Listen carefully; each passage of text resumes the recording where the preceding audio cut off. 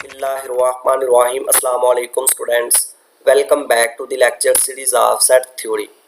Dear students, in today's lecture we are going to prove one of the important theorem of set theory, that is Schroeder-Bernstein theorem. इसकी statement है, if alpha and beta are two cardinal numbers such that alpha less than or equal to beta and beta less than or equal to alpha, then alpha is equal to beta. Alpha और beta दो cardinal numbers हैं इस तरह से कि alpha less than और equal to beta है और बीटा लेस देन और इक्वल टू अल्फ़ा है, देन अल्फ़ा और बीटा इक्वल होंगे।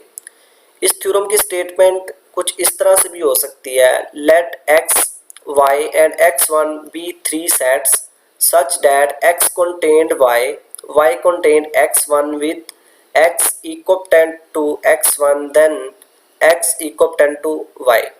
इस स्टेटमेंट में ये है कि अगर हमारे पास तीन सेट है x, y और x1 such that x contained y और y contained x1 with x equivalent to x1, then हमने प्रूव ये करना है कि x इक्विवेलेंट होगा y के। ठीक है, ये दोनों स्टेटमेंट इक्विवेलेंट है।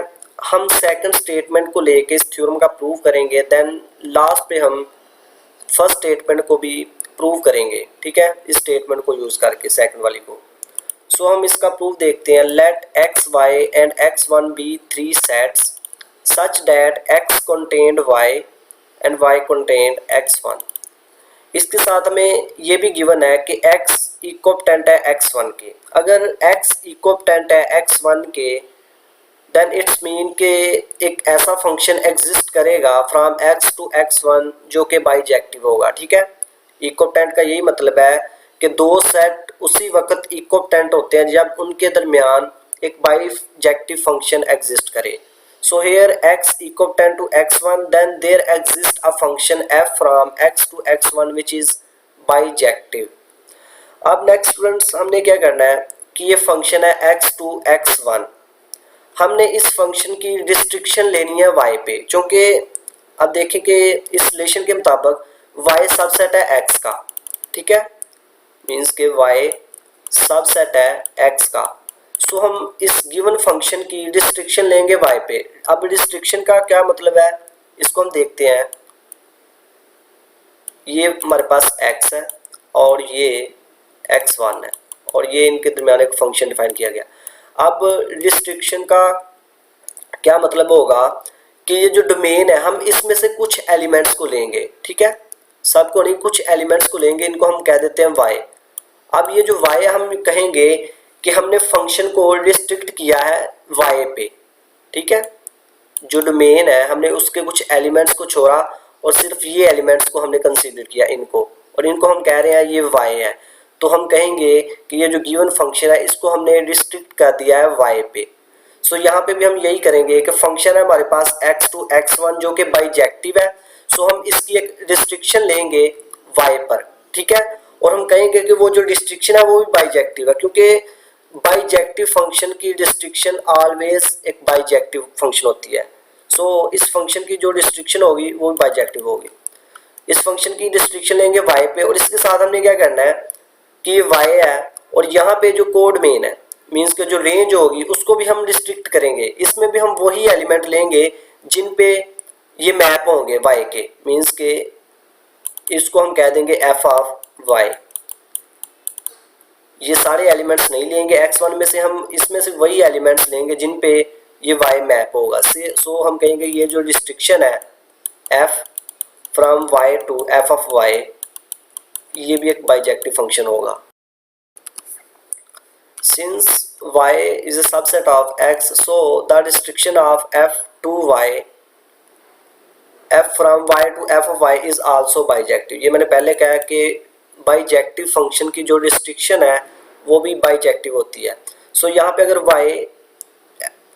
ये जो फंक्शन है f from y to f y, अगर ये बाइजेक्टिव है तो हम कहेंगे कि y इक्विवेलेंट है f ऑफ y के, और f ऑफ y को हम कह देते हैं ये y1 है। सो यहाँ से f y इक्विवेलेंट होगा y1 के। ठीक है, यहाँ पे ये जो फंक्शन है y to f of y, ये रिस्ट्रिक्शन है x की, ठीक है। जो गिवन फंक्शन था x2 x1 ये उसकी रिस्ट्रिक्शन है, where y1 is a subset of x1, ये x1 का सबसेट होगा, ठीक है। मीन्स कि ये जो y था ये सबसेट था x का, ठीक है। और इसके अकॉर्डिंग जो हमने रेंज ली, मीन्स कि हमने वही एलिमेंट्स लिए जिन पे ये y मैप हो रहे हैं, इनका इमेज लिया f ऑफ y, तो वो जो f ऑफ y है वो सबसेट होगा फिर x1 का, ठीक है। इसको आप इस तरह से समझ सकते हैं कि ये हमारे पास एक गिवन फंक्शन था f, ठीक है, x2 x1, हमने इसकी रिस्ट्रिक्शन ली y पे, ठीक है। ये हमने डोमेन को रिस्ट्रिक्ट कर दिया, इसमें से कुछ एलिमेंट्स को लिया ये वाले,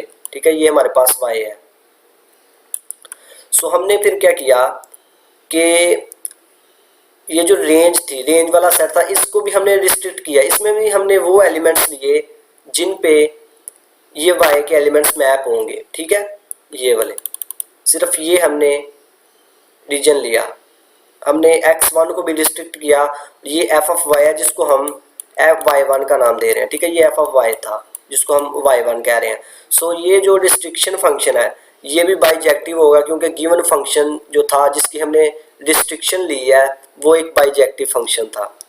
सो यहाँ से हम कहेंगे कि f y to F of y ये एक बाइजेक्टिव फंक्शन है। अगर बाइजेक्टिव है तो वाई इक्विवेलेंट होगा एफ ऑफ वाई जिसको हम वाई वन का नाम दे रहे हैं, और वाई वन सबसेट है एक्स वन का। सो वी हैव, हमारे पास अब क्या रिलेशन बनेगा, ये पहले रिलेशन था हमारे पास कि x contained y, y contained x one, ये था। अब हमारे पास जो एक्स वाई वन है ये सबसेट है एक्स वन का, सो यहाँ से हम कह सकते हैं कि x one contained y one, ठीक है, with x equivalent to x one, ये गिवन था, और यहाँ से y इक्विवेलेंट वाई वन है, सो y इक्विवेलेंट टू y आ गया। अब नेक्स्ट हमने क्या करना है कि जो हमारे पास रिस्ट्रिक्शन आई थी उसकी हमने अगेन रिस्ट्रिक्शन लेनी है, ठीक है। Since function y to y1, ठीक है, ये रिस्ट्रिक्शन थी, ये बाइजेक्टिव है, सो इसकी अगेन हम रिस्ट्रिक्शन लेंगे। अब इसको हम कहाँ किस पे रिस्ट्रिक्ट करेंगे, अब चूंकि y कंटेन कर रहा है x1 को, मींस कि x1 जो है ये सबसेट है y का, सो हम ये जो फंक्शन है y2 y1 इसको हम रिस्ट्रिक्ट करेंगे x1 पे, ठीक है। मींस कि हम ये जो रिस्ट्रिक्शन आई थी हमारे पास y2 y1, ठीक है, इसको हम अगेन रिस्ट्रिक्ट करेंगे x1 पे, ठीक है, x1 पे। और इधर भी हम जो y1 है इसको भी हम रिस्ट्रिक्ट करेंगे, इसमें हम वो एलिमेंट्स लेंगे जिन पे x1 के एलिमेंट्स मैप होंगे, मींस के f ऑफ x1 इसको हम कहेंगे, जो हमने y1 को रिस्ट्रिक्ट किया इसको हम कहेंगे f ऑफ x1। सो हमारे पास y से y1 ये जो बाइजेक्टिव फंक्शन था, ठीक है, ये रिस्ट्रिक्शन थी x की, ठीक है, जो गिवन फंक्शन था x टू x1। अब ये जो रिस्ट्रिक्शन आई इसकी हमने अगेन रिस्ट्रिक्शन ली x1 to f of x1, और ये भी बाइजेक्टिव होगी क्योंकि f from y to y1 ये बाइजेक्टिव है, तो इसकी रिस्ट्रिक्शन ले रहे हैं तो ये भी बाइजेक्टिव होगी। अगर ये बाइजेक्टिव है तो हम कह सकते हैं कि x1 इक्विवेलेंट होगा f ऑफ x1 के, और f ऑफ x1 को हम कह देते हैं कि ये x2 के इक्वल है, ठीक है। सो x1 जो है ये इक्विवेलेंट होगा x2 के, और x2 जो है यहाँ पे ये सबसेट है y1 का। इसको आप यहाँ से समझ सकते हैं कि y से y1 ये हमारे पास फंक्शन था, ठीक है, रिस्ट्रिक्शन थी x टू x1 की, हमने इसकी अगेन रिस्ट्रिक्शन ली x1 पे, ठीक है, ये x1 है। अब इसके अकॉर्डिंग ये जो y1 है इसमें हम वही एलिमेंट्स लेंगे जिन पे x1 मैप होगा, ठीक है, ये f ऑफ x1 जिसको हम x2 का नाम दे रहे हैं। सो यहाँ पे क्लियरली x2 जो है ये सबसेट है y1 का, ठीक है। सो हमारे पास फिर रिलेशन क्या बनेगा यहाँ से कि x कंटेन्ड y को हम कहेंगे कि x contained y contained x1 contained y1, और y1 कंटेन्ड करेगा x2 को, क्योंकि x2 सबसेट है x1 का, ठीक है। और इसके साथ हम लिखेंगे कि x जो है इक्विवेलेंट है x1 के, x इक्विवेलेंट टू x1, और x1 इक्विवेलेंट है x2 के, ठीक है। यहाँ से लिखेंगे x1 equivalent to x2 and y is equivalent to y1, ठीक है, इस तरह से ये है। सो रिलेशन क्या बना के x equal to y, y equal to x1, x contained y contained x1, x1 contained y1 and y1 contained x2 with x equal to x1, x1 equal to x2 and y equal to y1।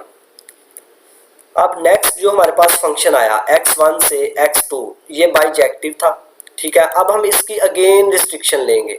इसकी restriction किस पे होगी? अब यहाँ से देखें कि x1 contain कर रहा है y1 को, ठीक है। y1 जो है ये सबसेट है x1 का। सो इसकी जो रिस्ट्रिक्शन है इस फंक्शन की वो हम लेंगे y1 पर, ठीक है। सो इसकी रिस्ट्रिक्शन क्या आएगी? f from y1 to f of y1, ठीक है। मीन्स के हमने x1 का सबसेट है y1, सो इसकी हम रिस्ट्रिक्शन लेंगे y1 पे। और दूसरी तरफ जो हमारे पास x2 है उसको भी हम रिस्ट्रिक्ट करेंगे f ऑफ y1 पे। मीन्स के हम वही एलिमेंट्स लेंगे x2 के जिन पे y1 मैप होगा। सो ये इसकी रिस्ट्रिक्शन ये भी बाइजेक्टिव होगी, क्योंकि f ये जो फंक्शन है x1 टू x2 ये बाइजेक्टिव है और ये इसकी रिस्ट्रिक्शन है तो ये भी बाइजेक्टिव होगी, ठीक है। सो यहाँ से हम कह सकते हैं कि y1 इक्वल होगा f ऑफ y1 के, क्योंकि ये फंक्शन बाइजेक्टिव है। और f ऑफ y1 को हम कह देते हैं कि ये y2 के इक्वल है। सो y1 इक्वल होगा y2 के, ठीक है। इसको भी आप यहाँ से समझ सकते हैं कि हमारे पास ये फंक्शन आया था, सॉरी x1 टू x2 ये हमारे पास फंक्शन आया, हमने इसकी रिस्ट्रिक्शन ली y1 पे, ठीक है। इसको हम कह देते हैं y1 और इसके अकॉर्डिंग यहाँ पे भी हम x2 को रिस्ट्रिक्ट करेंगे f ऑफ y1 पे, ठीक है। f ऑफ y1 जिसको हम y2 का नाम दे रहे हैं, ठीक है। ये y1 है, x2 x1 ये जो फंक्शन था इसको हमने रिस्ट्रिक्ट किया y1 पे और यहाँ पे भी हमने x2 को रिस्ट्रिक्ट किया y2 पे और y2 जो ये सबसेट है x2 का। सो यहाँ से फिर हमारे पास रिलेशन क्या बनेगा कि x contained y contained x1 यहाँ से और x कंटेन्ड 1 कंटेन कर रहा है y1 को, y कंटेन्ड x2 और x2 जो है वो कंटेन कर रहा है y2 को, ठीक है। क्योंकि y2 जो है ये f ऑफ y1 के इक्वल है, ये सबसेट है x2 का। सो हम कहेंगे कि x2 कंटेन्ड y2 और इसके साथ x इक्वल है x1 के, x1 इक्वल है x2 के और y इक्वल y1 था, ये पहले हमने देखा। और यहाँ से फिर y1 इक्वल है y2 के। Continuing in this way we will have sequence of side. इसी तरह से अगर हम कंटिन्यू करें, मीन्स कि ये फंक्शन आया हमारे पास f of y2, f of f from y1 to f of y1 को हम कह रहे हैं y2 है, ये फंक्शन बाइजेक्टिव है। अब इसकी हम फिर अगेन रिस्ट्रिक्शन लेंगे, वो किस पे लेंगे कि y1 कंटेन कर रहा है x2 को, मतलब इसकी जो रिस्ट्रिक्शन होगी वो होगी f फ्रॉम x2 से f ऑफ x2, ठीक है। ये इसकी रिस्ट्रिक्शन होगी f ऑफ x2 को हम कह देंगे कि ये x3 के इक्वल है, ठीक है। सो इस तरह फिर हमारे पास रिलेशन बनेगा, यहाँ तक तो वैसे रहेगा f ऑफ 2 तक और y2 तक, और y2 जो है ये कंटेन करेगा x3 को, क्योंकि यहाँ पे जो x3 है ये सबसेट होगा x2 y2 का, ठीक है।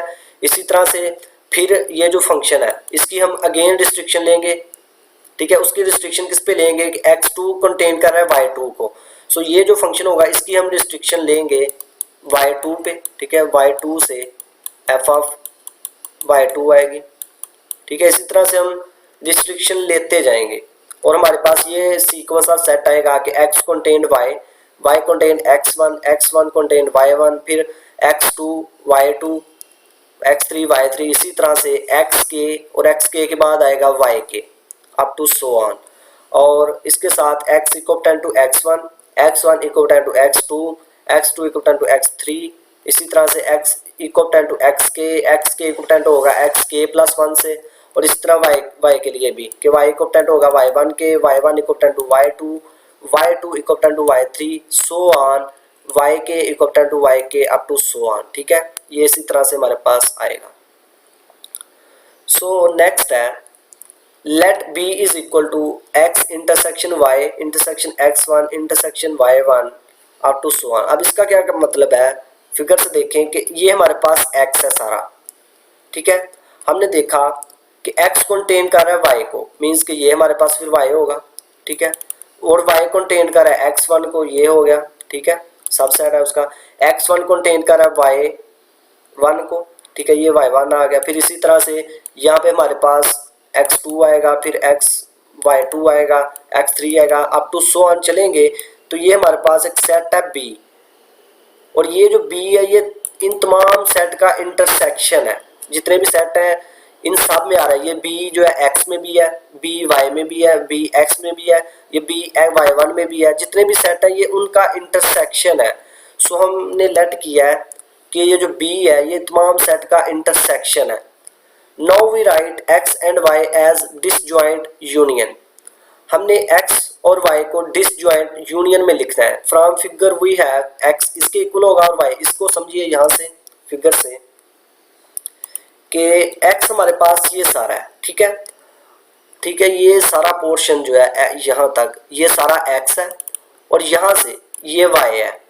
अगर हम x माइनस वाई को फाइंड करें तो वो क्या होगा, x माइनस वाई, मीन्स कि ये सारा x है और ये y है। तो टोटल x में से ये जो x है इसमें से ये पोर्शन माइनस करेंगे तो ये हमारे पास x माइनस वाई होगा, ये वाला पोर्शन, ठीक है, ये रीजन x माइनस वाई होगा। इसी तरह से अगर ये y है, ठीक है, ये y है और ये x1 है, तो अगर हम फाइंड करें y माइनस x1 तो वो कौन सा रीजन आएगा, मीन्स कि ये सारा अंदर वाला ये y है, ठीक है, और ये x1 है, तो y माइनस x1 ये वाला रीजन होगा, ठीक है, ये वाला रीजन। और आप यहाँ से देख सकते हैं कि y माइनस x1 और x माइनस y1 ये दोनों डिसजॉइंट है, क्योंकि x माइनस वाई ये पोर्शन था और y माइनस x1 ये पोर्शन है, ये दोनों डिसजॉइंट है। इसी तरह से x1 माइनस y1 फाइंड करेंगे तो वो ये आएगा। सिमिलरली तमाम ऐसे ही फाइंड करेंगे तो वो आपके पास डिसजॉइंट आते जाएंगे, मतलब ये पोर्शन ये पोर्शन ये पोर्शन, इस तरह ये जितने भी है ये डिसजॉइंट है। अगर हम इन सब का यूनियन लेंगे तो हमारे पास x आएगा, ठीक है। सो x फिर हमारे पास क्या आ गया, x माइनस वाई, इसका यूनियन लेंगे y माइनस x1, यूनियन लेंगे x1 माइनस y1, इसका यूनियन लेंगे y1 minus x2, up to so on union लेंगे b के साथ, b को भी ऐड करेंगे साथ, और y भी हमारे पास इसी तरह से आएगा। अब देखें y में x के लिए क्या था कि x माइनस वाई लिखा, ठीक है, ये portion, union y minus x1 ये पोर्शन, फिर x माइनस y1 ये पोर्शन, और y हमारे पास यहाँ से स्टार्ट हो रहा है, मीन्स के इसमें से x माइनस वाई वाला जो रीजन है ये निकाल देंगे, बाकी सारा लिखेंगे, ठीक है। बाकी किस तरह से कि y माइनस x1 ये वाला portion, union x minus y1, फिर y माइनस x2 माइनस जो भी आगे आएगा, और यूनियन ये b, तो ये हमारे पास y आएगा, ठीक है। मीन्स के ये जो रीजन है ना x माइनस वाई वाला, इसको हम निकाल देंगे, बाकी जितना भी है ये हम लिख लेंगे y में, ठीक है। ये इस तरह से हमारे पास y आ गया। और यहाँ पे जितने भी सेट है y minus x1, x1 minus y1, y1 minus x2, ये तमाम डिसजॉइंट है और इनका जब यूनियन लिया तो वो y आएगा। नेक्स्ट है सिंस x के इक्वल टू x के प्लस 1, पीछे हमने कहा कि x1 इक्वल था x2 के, इसी तरह से सॉरी ये x भी था, x तो equal to x1, x1 equal to x2, x2 equal to x3, और इन जनरल हम कहेंगे कि x के जो है ये इक्वल होगा x के प्लस 1 के, और k वेरिएशन क्या है हमारे पास 0 1 2 3 अप टू सो ऑन, और x equal to x naught, x sub index में 0। ये क्यों हमने किया है, क्योंकि अगर हम यहाँ पे 0 ले x k की जगह तो हमारे पास आएगा x यहाँ पे इंडेक्स में 0 इज इक्वल टू x1, और x0 को हम x कह रहे हैं, सो हम कहेंगे कि x इक्वल टू x, तो ये हमारे पास आ जाएगा, ठीक है। अगर आप k को 1 लेंगे तो x1 इक्वल होगा x2 के, सो ये हमारे पास आएगा। फिर k को 3 लेंगे तो x3 इक्वल होगा x4 के, तो ये हमारे पास आएगा। इसी तरह से तो इसी तरह y के लिए हम लिख सकते हैं y के इक्वल टू y के प्लस 1 और k 0 1 2 up to so on है, और यहाँ पे वाई जीरो इक्वल होगा वाई के, ठीक है। अगर आप वाई के को जीरो लेते हैं तो Y zero equal to Y one, means K Y equal to Y one. अगर वन लेंगे तो Y one equal to Y one, इसी तरह से आपके सारे आएंगे। अगर देखें कि ये जो है ये इक्वल है, तो इसका मतलब है इनके दरमियान जो फंक्शन हम डिफाइन करेंगे वो बाइजेक्टिव होगा। सो हम कह सकते हैं कि ये जो है ये equal with bijections f from X K to X K plus one and Y K to K plus one, ये बाइजेक्टिव फंक्शंस होंगे, ठीक है। Therefore f from X K minus Y K to X K plus one to Y K plus one is also bijective. इसको समझने के लिए आप इस तरह से देखें कि ये हमारे पास एक सेट था x, ये है x1, ठीक है। इसमें हम एलिमेंट ले रहे हैं 1 2 3 4 a b c d।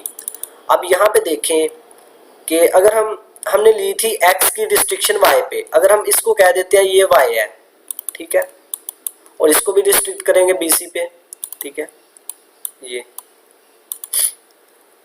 x है, ये y है, ये x1 है, और इसको हम कह देते हैं कि ये है जी x1 सॉरी y1, ठीक है, ये y1 है हमारे पास।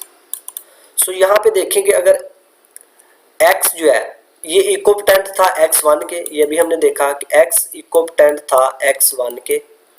इसी तरह से y जो है ये इक्विवेलेंट था y1 के। तो x माइनस y जो होगा ये इक्विवेलेंट होगा x1 माइनस y1 के। ये किस तरह से कि ये देखें x इक्विवेलेंट है x1 के, और ये जो y हमने इसकी रिस्ट्रिक्शन ली y इक्विवेलेंट टू y1, ठीक है।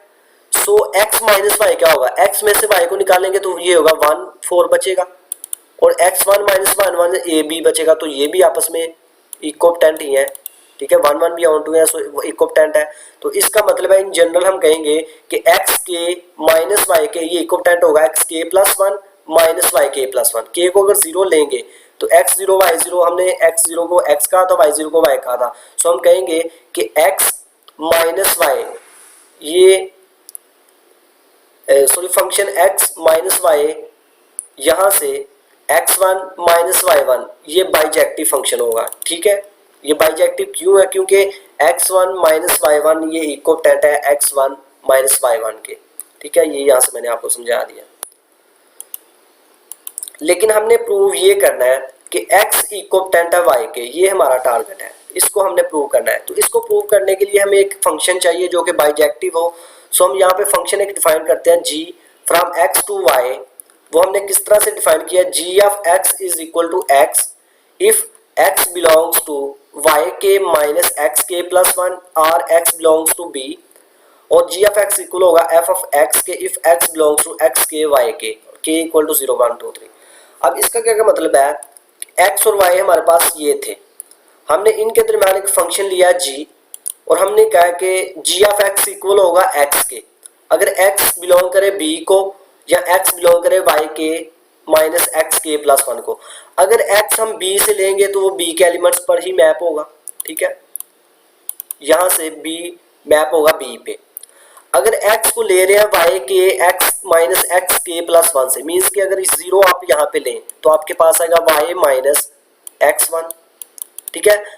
अगर आप x को ले रहे हैं y x1 y minus x1, तो ये खुद पे ही मैप होगा, क्योंकि हमने कहा g ऑफ x इक्वल होगा x के।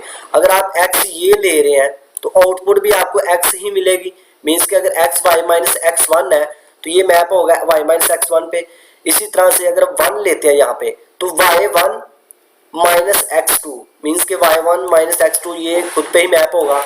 इसी तरह से y2 माइनस x3 वो भी खुद पे ही मैप होगा।